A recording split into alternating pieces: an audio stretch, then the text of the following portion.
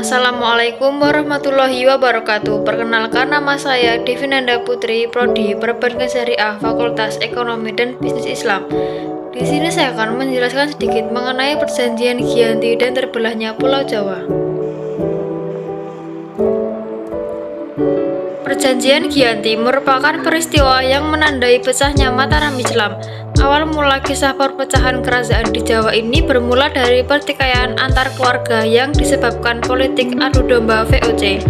Konflik saudara tersebut melibatkan Susuhunan Pakubuwana II, Pangeran Mangkubumi dan Raden Mas Said alias Pangeran Sambernyawa. Berdasarkan istilahnya, Pakubuwana II, raja pendiri dari Kasunanan Surakarta, dan Pangeran Mangkubumi adalah kakak beradik yang merupakan sama-sama putra dari Amangkurat IV, sedangkan Raden Mas Said merupakan salah satu cucu Amangkurat IV, atau lebih tepatnya ialah keponakan dari Pakubuwana II dan Pangeran Mangkubumi.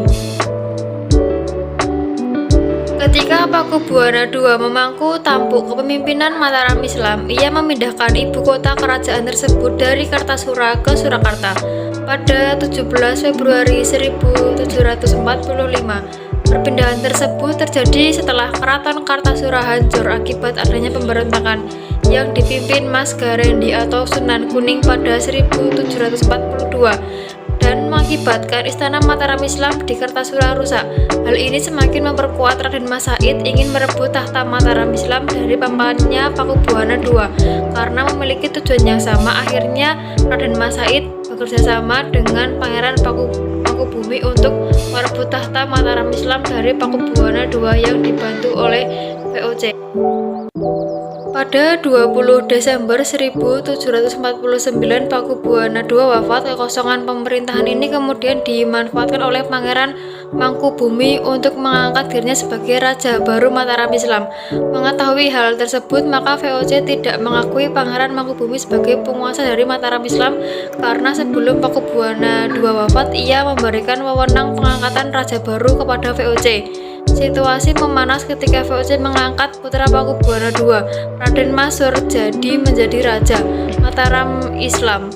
Dengan gelar Pakubuwana III, Raden Mas Said dan Pangeran Mangkubumi kembali melancarkan serangan pada VOC dan Pakubuwana III. Pada 22–23 September 1754, VOC mengadakan perundingan dengan mengundang Pakubuwana III dan Pangeran Mangkubumi untuk membahas pembagian wilayah kekuasaan Mataram. Gelar yang akan digunakan kerjasama VOC dengan Kesultanan. Perundingan ini akhirnya mencapai kesepakatan dengan ditandatanganinya Perjanjian Giyanti pada 13 Februari 1755 yang membagi kerajaan Mataram Islam menjadi dua bagian, yaitu Kasunanan Surakarta dan Kesultanan Ngayogyakarta.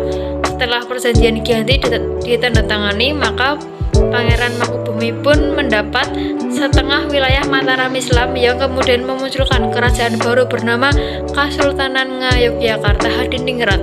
Pangeran Mangkubumi lalu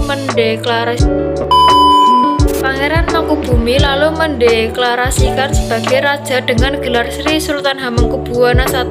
Dengan demikian, maka riwayat kerajaan Mataram Islam telah berakhir baik secara de facto maupun de jure. Yang kedua yakni terbelahnya Pulau Jawa. Pulau Jawa dan Pulau Sumatera dipercaya masyarakat termasuk para ahli sebagai daratan yang awalnya tak terpisahkan.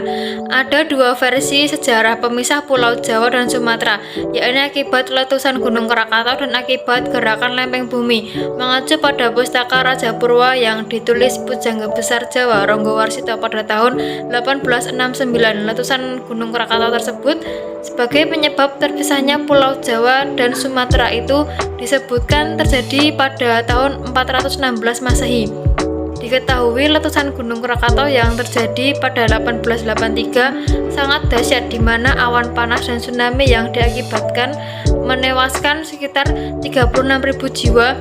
Suara letusan itu bahkan terdengar hingga Alice Springs, Australia, dan Pulau Rodrigues dekat Afrika, 4.653 km. Daya ledaknya diperkirakan mencapai 30.000 kali bom atom yang diledakkan di Hiroshima dan Nagasaki di akhir Perang Dunia II hingga menyebabkan perubahan iklim global. Dunia sempat gelap selama 2,5 hari akibat debu vulkanis yang menutupi atmosfer dan matahari bersinar redup sampai setahun berikutnya. Namun di balik dua teori tersebut berkembang cerita di masyarakat terkait asal-muasal terbelahnya Pulau Jawa dan Sumatera itu. Meski secara nalar dan logika sukar diterima, namun cerita itu banyak dipercaya hingga menjadi legenda. Terima kasih telah menonton video tadi, semoga bermanfaat. Wassalamualaikum warahmatullahi wabarakatuh.